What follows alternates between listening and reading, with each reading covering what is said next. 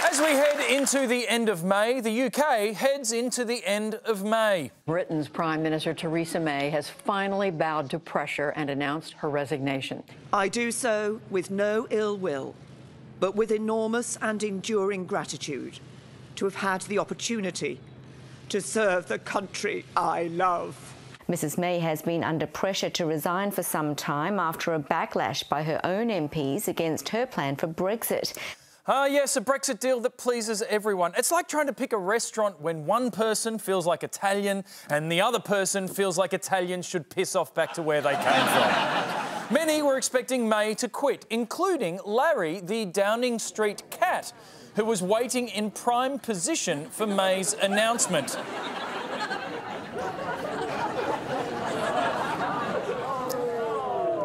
Proving that whether it's in government or in an aged care facility, cats can sense when someone's time is up.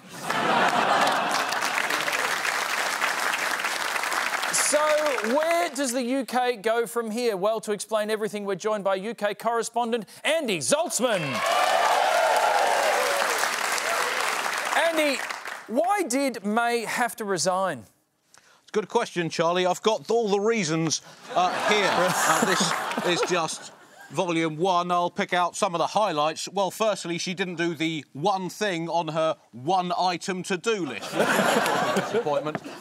Leave means leave, she kept parroting, and she was as good as her word, given that leave has at least 14 different dictionary definitions, including to allow to remain in its current state, and also to just give up. So I guess in some ways she did do what she promised. Also, it says here, she failed to produce compromise. Now, admittedly, any compromise between leave and remain was always going to be difficult. So let me put it in terms that your Australian viewers might comprehend, Charlie. If you are a parent and you have twins, and one twin really likes cricket, but the other twin really likes platypuses, and you come up with a compromise birthday treat that involves going to watch someone hit platypuses with a cricket bat, you're going to have two disappointed children and some difficult questions to answer.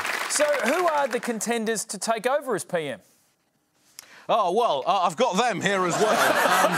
Basically, it's everyone who's anyone in the Conservative Party and plenty of people who aren't as well. Obviously, the Brexit vote was all about taking back control of our democracy. So now, of course, we've got Boris Johnson, former Foreign Secretary, very much the unwanted penis in the pickle jar of British politics.